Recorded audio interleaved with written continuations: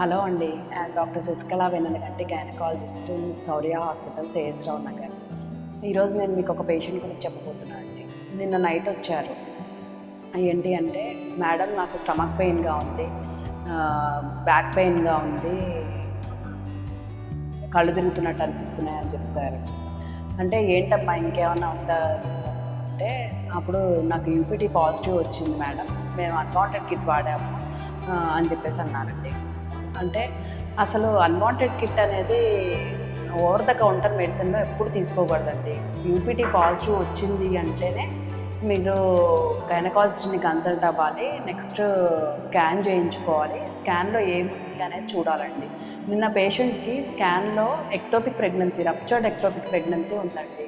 మొత్తం ఎలా ఉందంటే పేషెంట్ ఇన్ కొలాప్స్డ్ స్టేట్లో వచ్చింది. బీపీ లో అయిపోయి, పల్స్ రేట్ రేస్ అయిపోయి,